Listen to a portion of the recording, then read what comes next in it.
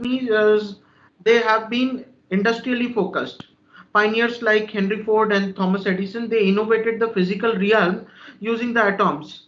They came up with the novels. They came up with the new and new innovative ways, which we call it as the novel ways, to reorganize these atoms to create things like assembly line and the incandescent light bulb. Then companies, they have invested the massive amount of capital to build the physical factories, pay thousands of workers and build these things later on. So technology is something which is very important.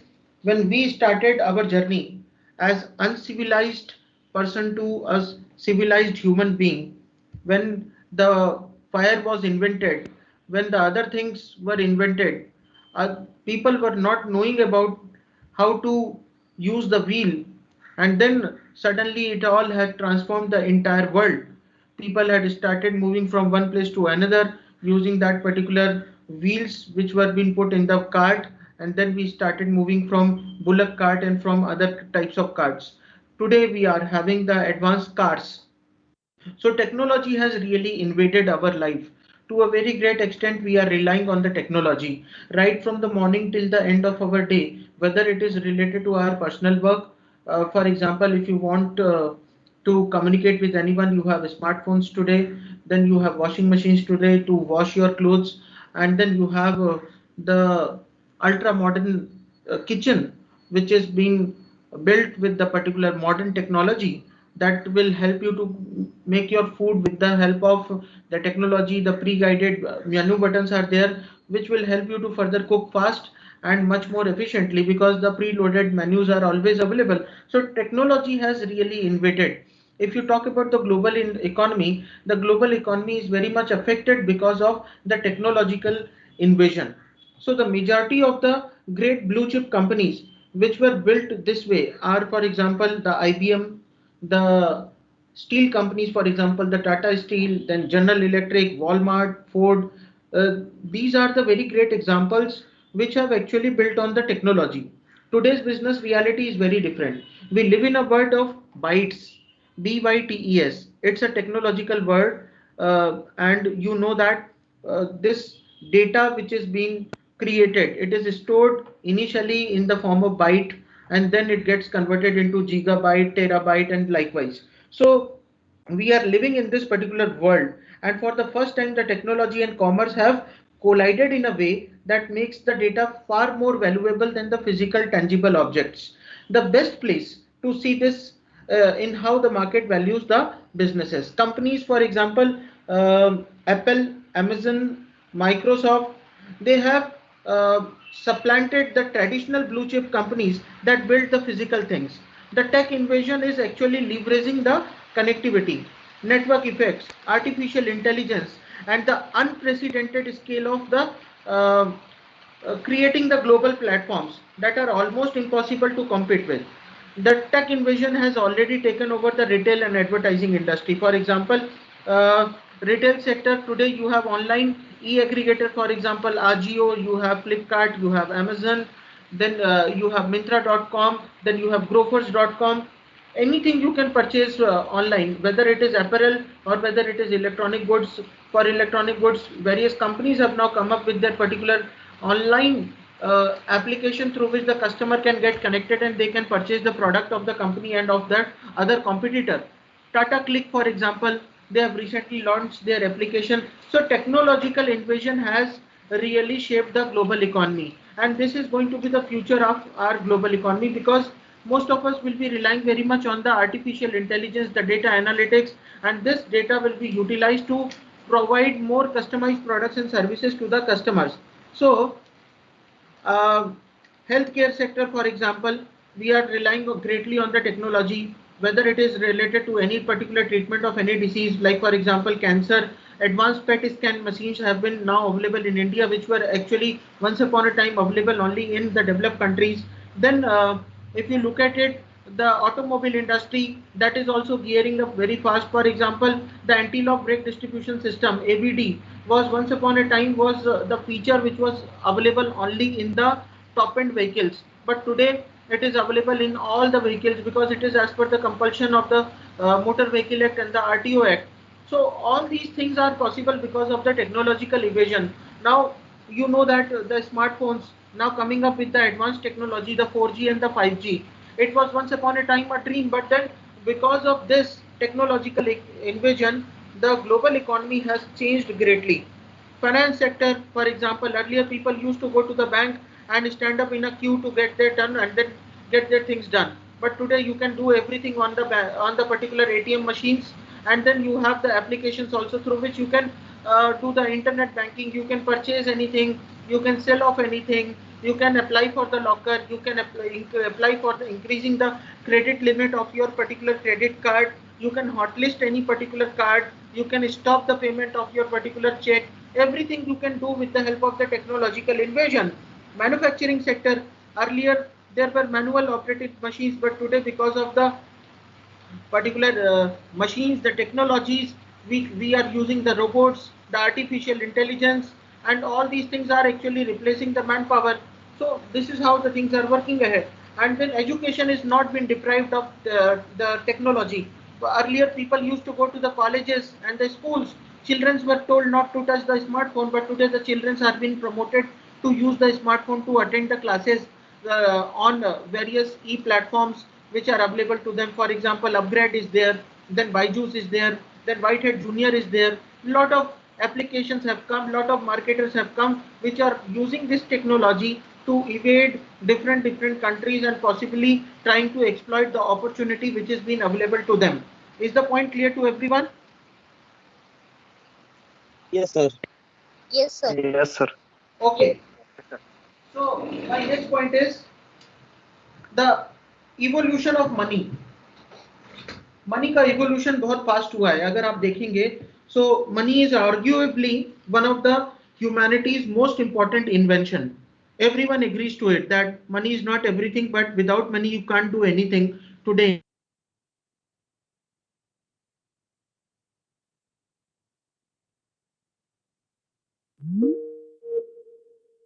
Witness, then came the concept wherein the currencies were being introduced to the market, and then the or transactions were totally based on the currencies. During the time of Akbar, Mughal Emperor Akbar, he started with the particular concept of introducing the currency so that the people can trade in with the currency and they can exchange for the goods and services for that particular money. So money is really very important. Now in the modern world, the definition of money is blurrier than ever. Central banks have opted to create the trillions of dollars of currency out of thin air since the financial crisis. And on the flip side, one can actually use the blockchain technology to create the competing cryptocurrency. In just a few clicks, you can create a cryptocurrency, for example, the Bitcoin or the Ethereum. And regardless of what is money and what is not, people are now borrowing the record amounts of it. The world has now amassed around 247 trillion in debt, including 63 trillion dollar borrowed by the central governments across the world. There are certain examples also to illustrate the evolution of money. For example, the Venezuela has the hyperinflated away almost all of its currency value, that is called as the war on cash, is raging on around the world. Central banks are lending out money at negative interest rates in the countries like Sweden, Japan, Switzerland, etc. And cryptocurrencies like Bitcoin are collectively worth over 200 billion US dollars. So this is how the money has got evolved over a period of time. आज केवल वो cash नहीं रह गया money. आज money किसी भी form में है, गोल्ड के फॉर्म में है, रियल एस्टेट के फॉर्म में है, क्रिप्टो करेंसी के फॉर्म में है, म्यूचुअल फंड के फॉर्म में है, आपका कोई पर्टिकुलर वेल्थ है उसके फॉर्म में, गुडविल के फॉर्म में. सो मनी आज काफी इवॉल्व हो चुका है, राइट. सो ये भी एक ग्लोबल इकोनॉमी को शेप कर रहा है. The next point is the wealth landscape. Wealth landscape का मतलब क्या होता है? Wealth is not stagnant. आज आपके पास वेल्थ है, कल नहीं रहेगी. ये एक तरीके से ये मूव ऑन करती रहती है, एक साइकिल है इसकी. आप वेल्थ क्रिएट करके आप उसके ऊपर बैठ जाएंगे तो वो वेल्थ धीरे धीरे खत्म हो जाएगी. So you need to work on it. So and for those who are looking to make most out of the global opportunities, it is imperative to get a sense of how the wealth landscape is being changing. The modern view is either extremely healthy or bubbly, depending upon how you look at it. For some people, the current situation is just a very great challenge for their business. For some countries and for some people, it is indeed a very good opportunity for them to penetrate in the market. There are two types of people who look the problem as the problem and the others who look problem as the opportunity. It all depends upon you. If you really want to make most out of the current situation, then you should look at it as an opportunity and try to do something which will help you to create your own wealth. Now, the modern view is either extremely healthy or bubbly, as I said. For example, Amazon and Apple, they are worth more than 1 trillion US dollar. Jeff Bezos, he has more than $100 billion of fortune. And the current bull market is the longest in the modern history in the last 10 years. Despite these estimates, there is a laundry list of items that the ultra wealthy are concerned about. For example, everything from the expected comeback of inflation to a world where the geopolitical black swans seems to be growing more common. But the wealth landscape is not just about the billionaires and the massive companies. It is changing in other interesting ways as well. For example, the definition of wealth itself is taking on a new meaning with the millennials leading a charge towards the sustainable investing rather than being entirely focusing on the monetary return. There are a lot of decacorn and unicorn companies from India in last one decade which have been created, and that has actually entirely changed the wealth landscape. You should look at it as an opportunity. Today also, when people are not going to the colleges to attend the sessions, many applications, online education platform has emerged. The mushrooming has come. You can see that even your neighborhood must have started some online tutorial. So you can take it as an opportunity, and it is going to surely change the landscape of future. So global economy will be entirely dependent on such kind of things. The next point is the Eastern promises. Now, Eastern promises, as we talk about our Eastern country, the economic rise of China has been a compelling story for the decades. Until recently, we have only been able to get a preview of what the Eastern superpower is capable of. And in the coming years, these promises will be coming to the fruition in a scale that will still be baffling to many. Understandably, the scope of China population and the economy can still be quite difficult to put into the perspective. China has countless number of cities which has actually the higher economic productivity than the entire countries. In fact, China has over 100 cities with more than 10 lakh of the population. These cities, many of which fly below the radar on the global stage, each have an impressive economy, whether they are built upon the factories, natural resources production, or on the information economy. These are very impressive cities. For example, अगर आप China की अगर बात करते हैं तो वहां पर एक रिवर है जिसको बोलते हैं यंगस्टी river YANGTZE यंगस्टी river.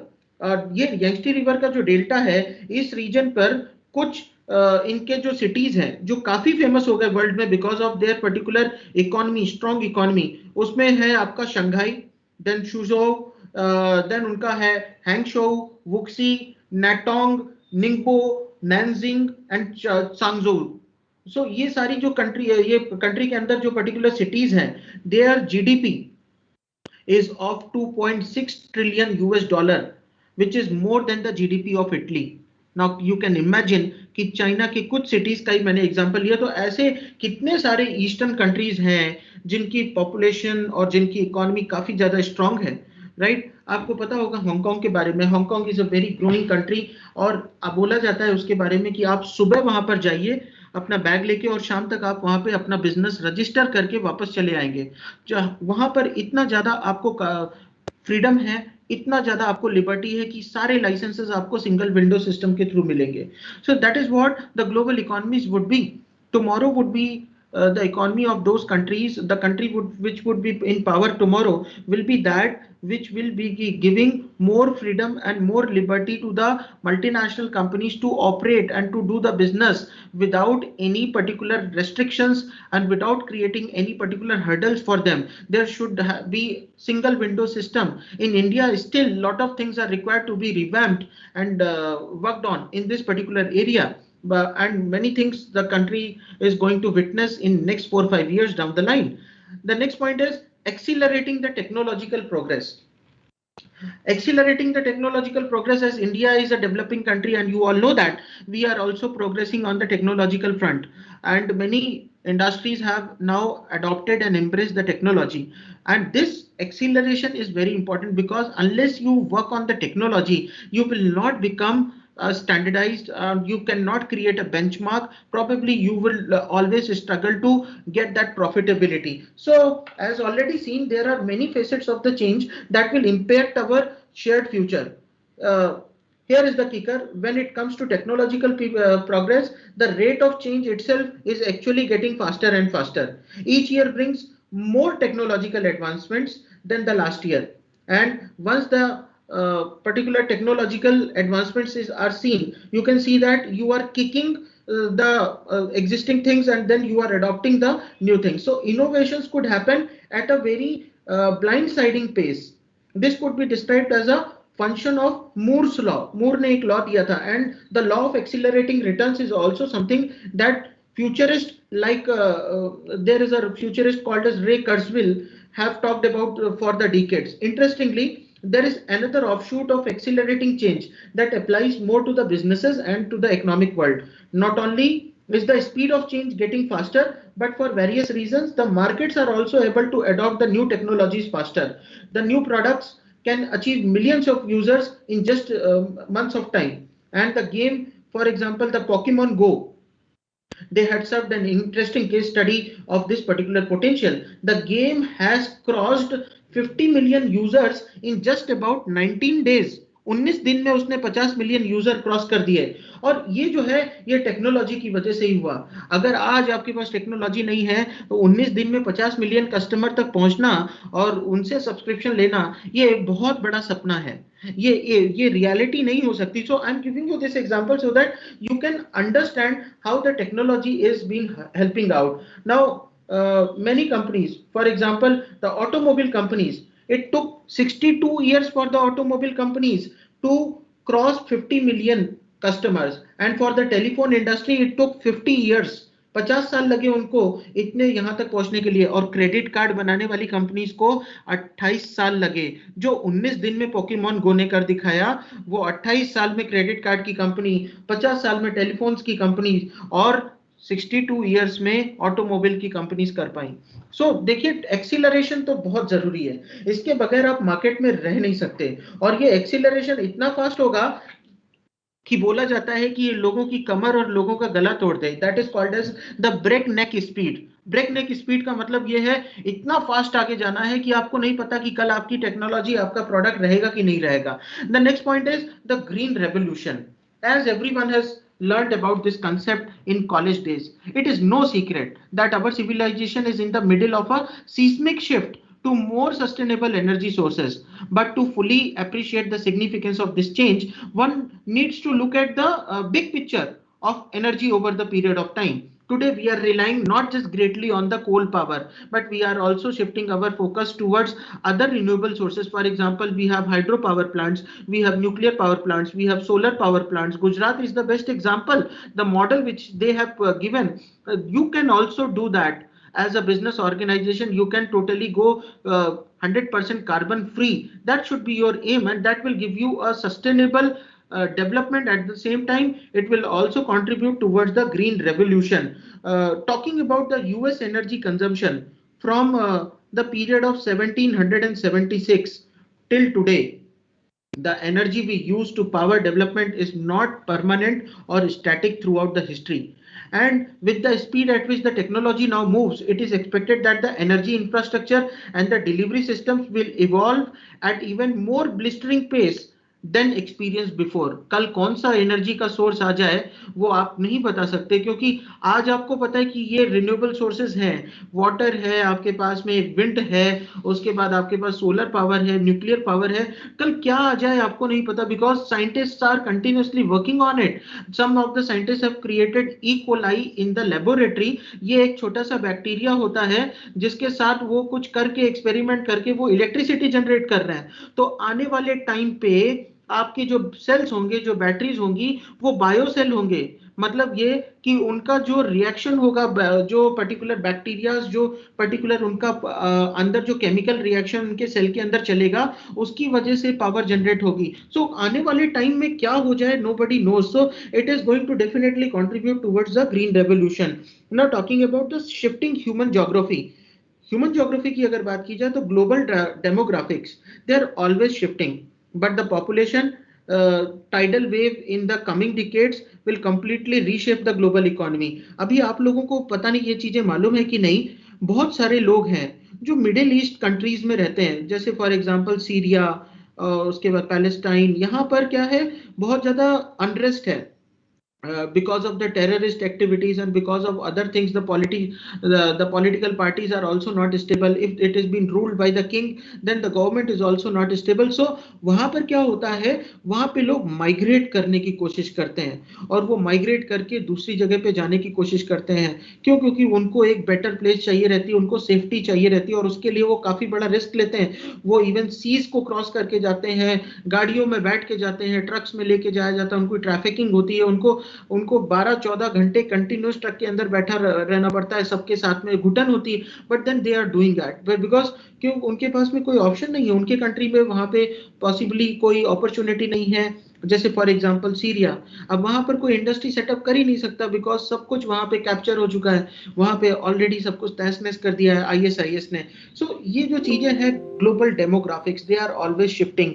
The population tidal wave in the coming decades that will be completely reshaping the global economy. In Western countries and China, the population will stabilize due to the fertility rates and the demographic makeups.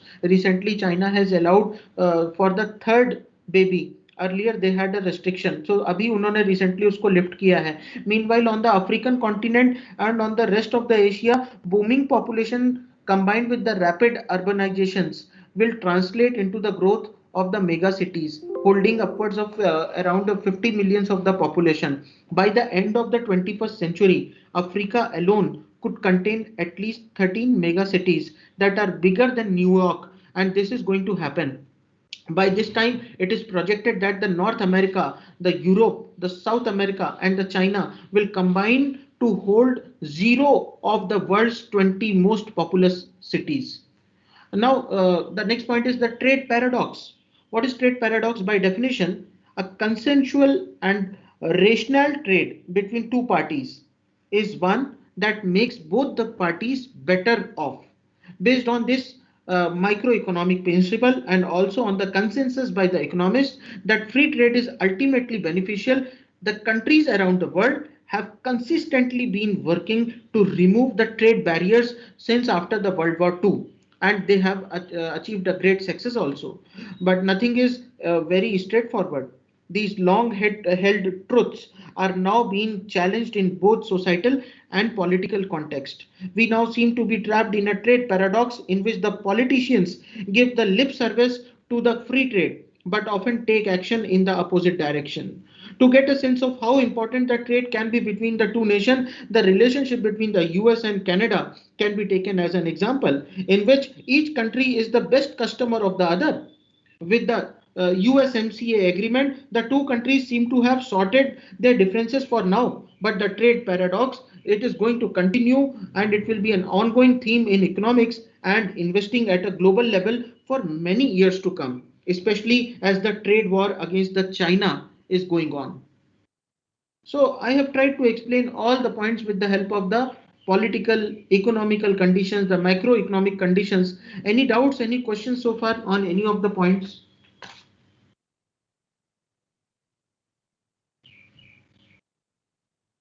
Any No, questions? sir. No, sir. No, sir. Okay. So please try to understand that the subject itself is very, very dry. It talks about the politics, it talks about the economics, it talks about the global economy. So the best way which I can do is I'm trying to incorporate as many examples as possible for you. Yesterday I was reading a book, and in the book I got very shocking facts. I got aghast to know that for US, the greatest threat is not coming from the North Korea, but actually they are considering greatest threat as one small country which probably you may not be knowing about, and that is called as the Venezuela, that is in the South America. And it's having a structure wherein, if you know, probably it is very rich in the petroleum sources and very rich in some of the rare earth elements sources. And if any country, if superpower country dominates or overpower that particular small country, that is Venezuela, which is very poor, probably they can target United States of America with a missile that can reach, that can hit United States in just about less than 30 minutes. So Venezuela is a very unstable country, and therefore the country is having means United States of America is always having an eye over the political conditions at Venezuela.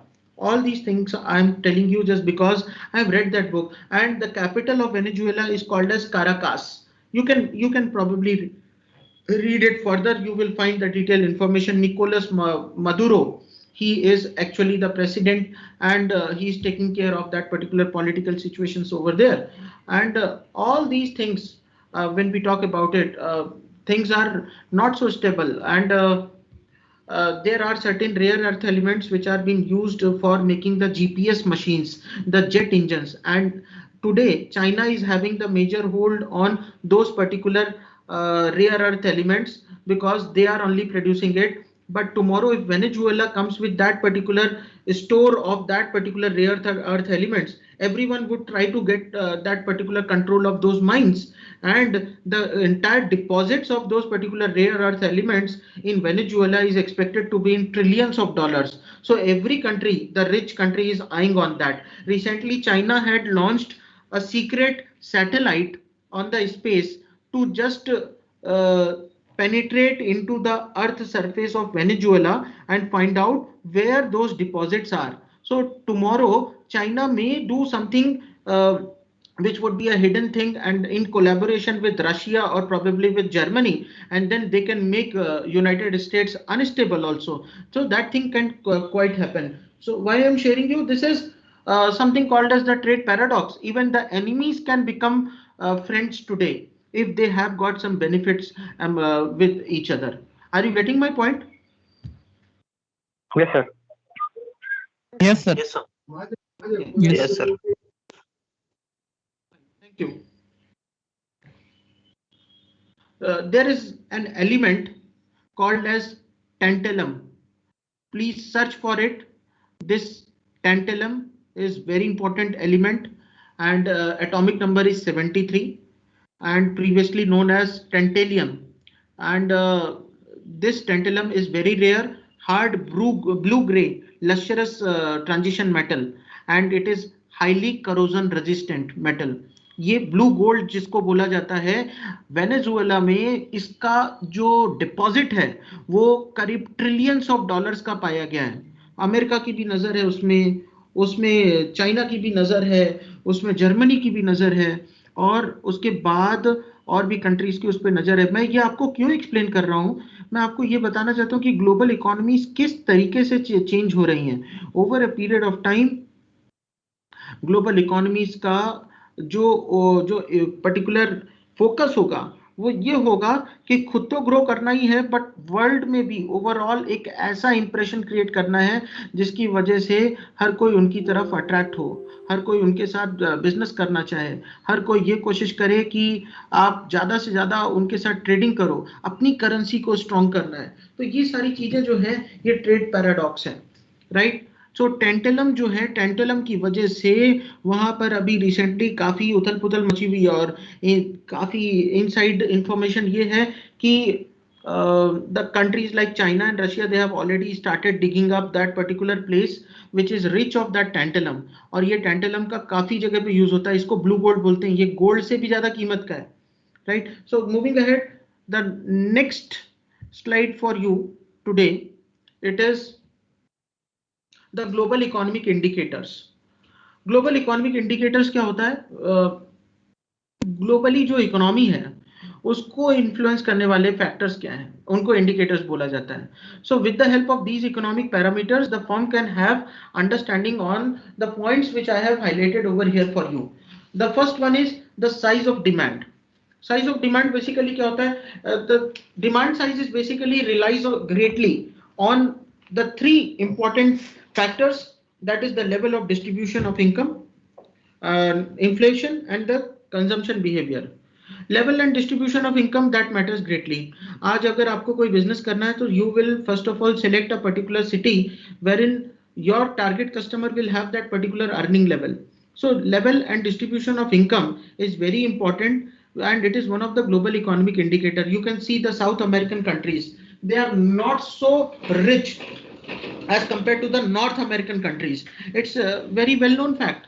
And you will see the African countries, they are very poor. Many of the African countries like Congo, then some parts of the Brazil, you can see the poverty is very high.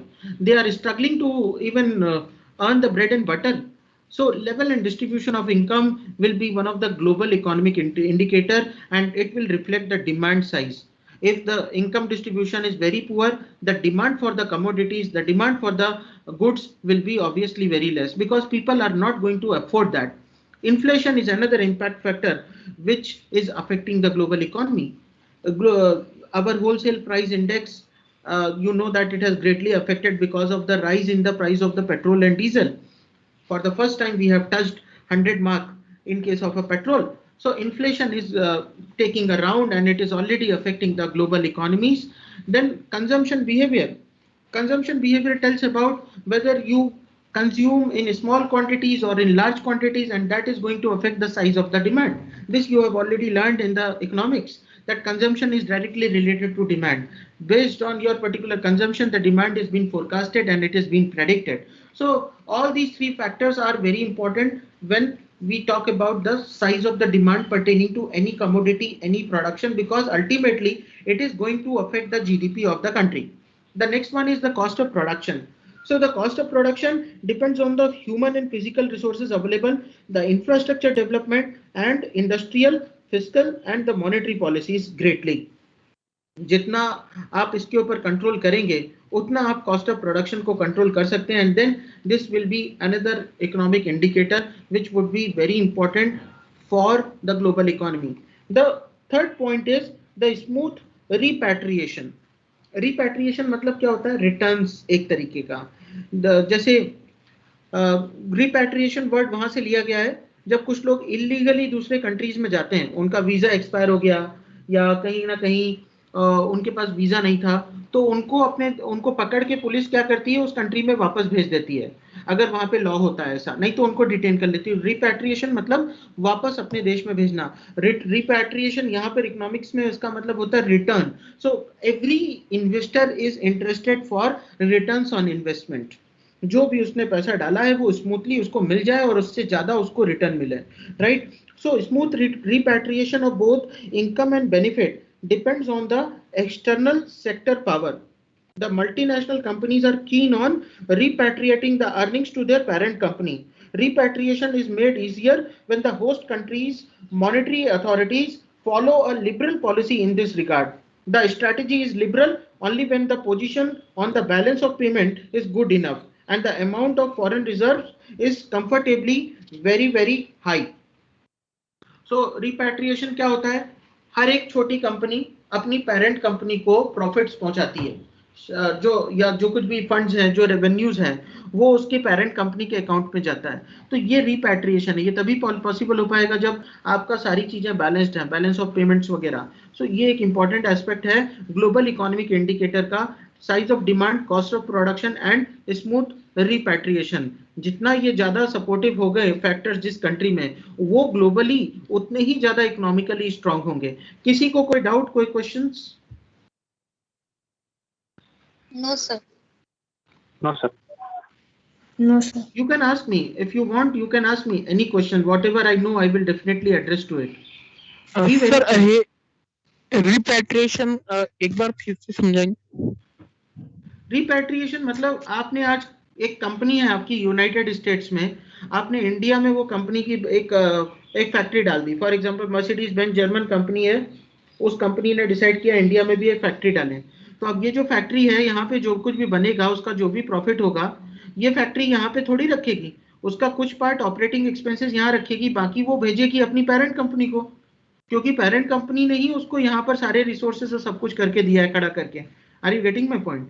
So global economies will be dependent greatly on the repatriation, कितना आसानी से वो कहाँ पे पैसा डाल रहे हैं। अब कोई भी कंट्री या उस कंट्री के अंदर में जो कंपनी है वो दूसरी ऐसी कंट्री में पैसा नहीं लगाना चाहेगी जहां पर उसका पैसा अटक जाए या जहां से वो बाहर ना निकाल पाए अपना पैसा। एक बार आपने पैसा डाला और बाद में आप उससे बाहर ना निकाल पाए, फॉर एग्जांपल दुबई, आप दुबई में अपने नाम पे कोई प्रॉपर्टी नहीं ले सकते थे, ऐसा एक रूल था। आप जितने साल काम कर रहे हैं उतने साल आप काम करिए, उसके बाद जब आप जा रहे हैं तो आपको आपकी प्रॉपर्टी बेच के जाना है, आपके नाम पे कुछ नहीं होगा वहां पे, बिकॉज सन ऑफ सॉइल का वहां पर एक लॉ फॉलो होता था, राजा का कानून, कि आप यहाँ के नहीं हैं, आप यहाँ पे बॉर्न नहीं हुए, आपके पास में भले ही यहाँ का टूरिस्ट वीजा हो, वर्क वीजा हो, आप यहाँ पे प्रॉपर्टी खरीद के आपके नाम की तब तक रख सकते हैं जब तक आप यहाँ पर हैं, काम कर रहे हैं। द मोमेंट आप वहां से निकले आपको वो उसको सरेंडर करना पड़ेगा। तो रिपैट्रिएशन आसान नहीं होता कुछ जगह पे, आप बिजनेस करना भी चाहेंगे तो वो बिजनेस नहीं हो सकता, बिकॉज वहां पे रिपैट्रिएशन जैसे कोई प्रोविजन नहीं होते कुछ कंट्रीज में। वो ये कहते हैं कि जब तक बिजनेस कर रहे हो तब तक ठीक है, जा रहे हो तो ये सब हमारा हो जाएगा, राइट। ये फॉर एग्जांपल जब इंडिया और पाकिस्तान का जब पार्टीशन हुआ था तो जो लोग पाकिस्तान में थे उसमें से कुछ लोग रिटर्न हुए, कुछ लोग वहीं के वहीं रह गए, कुछ की प्रॉपर्टी जो वहां पाकिस्तान में पेशावर या वहां इस्लामाबाद जगह पे थी वो वहीं रह गई, वो प्रॉपर्टी या उसकी वैल्यू उनको आज तक नहीं मिली, वो वहां की गवर्नमेंट ने उसको कब्जा कर लिया, और जो कुछ लोगों की प्रॉपर्टी यहाँ पे थी यहाँ की गवर्नमेंट ने उसको टेक ओवर कर लिया, right. Are you getting my point? So कई बार रिपैट्रिएशन भी एक इंपॉर्टेंट फैक्टर हो जाता है। कोई और क्वेश्चन हैं किसी के? No, sir, it's clear, sir. Okay. Okay, now we are moving ahead. The next point, that is the national system of political economy. जब बात की जाती है national system of political economy की, तो देखिए यहाँ पर हम नेशनल इकोनॉमीज की बात कर रहे हैं, हमारा नेशनल पॉलिटिक्स कैसा है और उससे रिलेटेड हमारी इकोनॉमी कैसे इन्फ्लुएंस होती है। So most of the expert economist and the international political economy scholars, they have given inadequate attention to how important the domestic economies are to the functioning of the world economy. Economists view the domestic economies as dimensional scales, while the international political economy, IPE बोलते हैं उसको, वो मैं आपको बाद में बताऊंगा, that scholars focus on the international political and economic system almost exclusively. Although the role of the national factors in international political economics could never have been neglected, it became increasingly clear that the role of domestic economies and the differences were important factors in international economic affairs. Therefore, an important aspect of the international political economy research is the study of the different types of national economies or the national systems of political economy and their importance to the world economics. Several developments have happened in this case. For example, in the 1980s, it has the national political economy has increased the awareness of the importance of the differences among the national political economies. The miserable economic performance of the socialist economies and of most less developed countries led many observers to appreciate the superiority of the market system. Before the crisis of the 1997, all these things have happened. So Japan has also made their particular clear presence की वो किस तरीके से एक छोटा सा country होके fair to play उन्होंने किया कि हम बिजनेस करेंगे बट सबके साथ फेयर ट्रेडिंग करेंगे, और उन्होंने अपनी एक इमेज क्रिएट कर दी वर्ल्ड वाइड। आज हर एक आदमी चाहता है कि वो जापानीज के साथ में डील करे, क्योंकि उनको पता है जापानीज बहुत ट्रस्टवर्दी होते हैं, बहुत ऑनेस्ट होते हैं। तो ये एक तरीके से उनका एक पॉलिटिकली भी एक उनको सपोर्ट मिल गया, और ओवरऑल इकोनॉमीज का जो ग्रोथ है वो भी इसकी वजह से होने लग गई। तो अगर बोला जाए तो with the evolution of the economic interdependence, the national disparities has become the focus of the international negotiations more often and a factor in the growth of global regionalism. अगर इसको और एक्सप्लेन करना है, so I have got the points for you, the approaches to the political economy. The first one is the interdisciplinary study. The interdisciplinary approach that draws upon the sociology. यहाँ पे sociology की भी हम बात करेंगे, political science में economics का भी यूज करते हैं, and then we are also using the political science to define how the government institutions and economic system and a political environment affect and influence each other. In this approach, the political economy is concerned with three sub-areas. Number one, the economic models of the political process and the links of the various factors to each other. Second is the international political economy and the impact of the international relations and the role of the government in resource allocation for each kind of economic system. So ये हो गया interdisciplinary study. यहाँ पे हम sociology, economics और political science इन तीनों का use कर रहे हैं. Next is the new political economy. जब हम नेशनल पॉलिटिकल सिस्टम की बात करते हैं, इकोनॉमिक सिस्टम की बात करते हैं, तो न्यू पॉलिटिकल इकोनॉमी का मतलब क्या होता है कि the new political economy approach does not treat a political ideology as a framework that must be analysed, rather it is studied as a set of action and the beliefs. It seeks to make the explicit assumptions that lead to political debates about the societal preferences. The new political economy approach encourages the discussion of a real world political economy that is grounded in particular cultural, social, and historical details. This approach further combines the ideals of the classical political economists and newer analytical advances in the field of economics and politics. It rejects the old ideas about the agencies, the structure, materials, interest, states, and markets. तो ये है new political economy. आज हम जो बात कर रहे हैं वो ओल्ड स्कूल ऑफ थॉट्स को हमने पीछे छोड़ दिया है. आज हम नई चीजों की बात कर रहे हैं. We are talking about the societal preferences, we are talking about the political debates, right. आज हम केवल एक्शन और बिलीफ की बात नहीं कर रहे हैं. आज हम इनसे सब आगे बढ़ चुके हैं. हमारे जो एजम्पशन थे, हम एजम्पशन के ऊपर केवल काम नहीं करते. आज जिस तरीके से चीजें बदल रही हैं, हम उसके हिसाब से हमारी पॉलिटिकल इकोनॉमी भी इन्फ्लुएंस हो रही है. इंटरनेशनल पॉलिटिकल इकोनॉमी की अगर बात की जाए, इसको मैं एक सेपरेटली एक सेशन लेके डिस्कस करूंगा. International political economy is also known as the global economy. This approach analyzes the links between the economics and the international relations. As it seems from the interdisciplinary approach, it draws from many academic areas, including the political science, then economics, sociology, cultural studies, and the history. International political economy is ultimately concerned with how political forces like states, the individual actors, and the institutions, they shape the systems through global economic interactions, and how such actions affect the political structures and the outcomes of the country. So, ये point clear हुआ आप लोगों को? Yes, sir. Yes. Yes, sir. Yes. Yes, sir. Okay, thank you. Now, differences amongst the national economy. क्या differences हैं? देखिए, अगर बात की जाए नेशनल इकोनॉमीज के बीच में डिफरेंस की, तो तीन इंपॉर्टेंट एस्पेक्ट हैं. There are three major aspects in which the national political economic systems differ, but these differences in the following areas are especially worthy of attention. Number one, the primary focus of a nation's economic activity. हर एक nation का अपनी economic activity पे जो primary focus होता है वो different होता है. फॉर एग्जांपल, आज इंडिया में प्राइमरी फोकस है हेल्थ पे, राइट. क्यों? क्योंकि उनको पता है पैसा बाद में भी कमा लेंगे, बिजनेस बाद में भी खड़ा कर लेंगे, रेवेन्यू बाद में भी जनरेट कर लेंगे, लेकिन हेल्थ पे प्रायोरिटी होना जरूरी है. इसीलिए आज जितने भी गवर्नमेंट्स के प्रोजेक्ट्स हैं, फंडिंग्स हैं, वो सब इसी डायरेक्शन में जा रहे हैं कि Covid care facility and all other such kind of emergency facility should be ready in our country.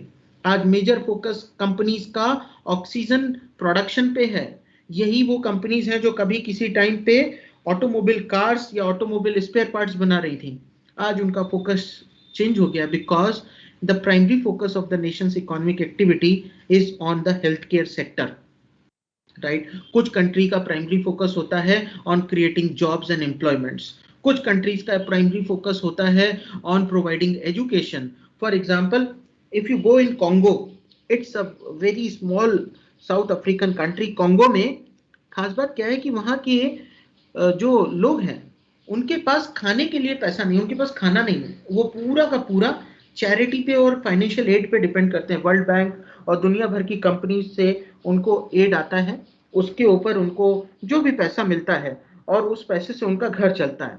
एक टाइम पे हालत वहां पे ये थी वहां पे एक अनरेस्ट चालू था जिसकी वजह से जो सेपरेटिस्ट और एक्सट्रीमिस्ट लोग थे, जो टेररिस्ट थे, वो कोई भी कंट्री के जो फाइनेंशियल एड आते थे, जो हेलीकॉप्टर से या प्लेन से ड्रॉप किए जाते थे, वो उसको रख लेते थे और उसको पब्लिक तक पहुंचने नहीं देते थे।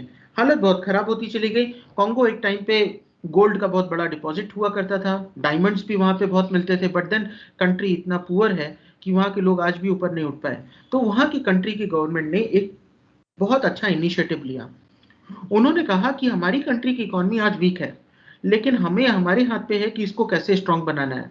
हम एक टाइम खाना नहीं खाएंगे, लेकिन वो एक टाइम खाना ना खा के जो पैसे बचाएंगे, उस पैसे से हम बच्चों के लिए एजुकेशन कंपलसरी करेंगे। We will make it compulsory for every children to study, just because we know that the children are going to be the future of the nation, and that is what they had made it mandatory. Every family has to compulsory send their children to the school so that they can get educated and they will become the future of the nation.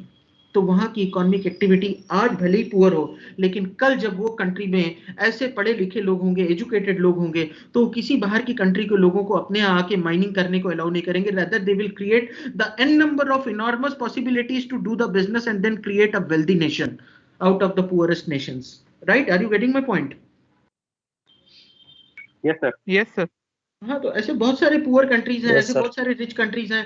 Her country का अपना अपना एक policy होता है economic activity का। अगर आप Israel की बात करें तो इसराइल एक बहुत छोटा सा कंट्री है और दिल्ली की पॉपुलेशन से कम उनकी पॉपुलेशन है। अगर कुंभ मेले की बात की जाए तो कुंभ मेले में 6 घंटे में उतने लोग नहा लेते हैं जितनी इसराइल की चार गुना पॉपुलेशन हो। राइट? सो इसराइल एक बहुत छोटा सा country with 85 lakh of population. Their main focus on economic activity is to do the research and innovation, do the inventions, do the patents, and then sell it to the big companies wherein they will do the production, and in return of that the company will get the patent royalty, or the company will enjoy that particular profits or the share in the revenue. तो ये क्या है, हर एक country का अपनी अपनी economic activity के लिए एक प्राइमरी फोकस होता है और उसकी वजह से नेशनल इकोनॉमीज जो हैं वो डिफर करती हैं। आपने देखा होगा जब यूरो जोन बना, यूरो जोन बेसिकली क्या था, जब यूरो एक कॉमन करेंसी के रूप में एक एक्सेप्ट कर लिया गया कि अभी जितने यूरोपियन कंट्रीज हैं, all the member countries will have the euro. उसके पहले जर्मनी की अपनी करेंसी थी, ऑस्ट्रेलिया की अपनी थी, हंगरी की अलग थी, इटली की अलग थी, फ्रांस की अपनी थी। ये सब कंट्रीज ने मिलकर डिसाइड किया कि चलो ठीक है, अपना एक करेंसी बनाते हैं जिसकी वजह से हम पावरफुल हो सकते हैं, हम यूनाइटेड स्टेट्स के साथ में खड़े होकर बात कर सकते हैं कि we are also just equivalent, और हमारा भी ट्रेड जब होगा तो हमारी करेंसी में होगा, उससे हमारी इकोनॉमी स्ट्रांग होगी। तो उन्होंने उस तरीके से काम किया। सो प्राइमरी फोकस जो है किसी भी कंट्री का, नेशंस का इकोनॉमिक एक्टिविटी का, वो डिसाइड करता है कि आगे आने वाले टाइम में उसकी इकोनॉमी कहाँ जाएगी, वो ऊपर जाएगी, नीचे जाएगी। Then the next is the role of the state in the economy. Role of the state means what is the role of the government.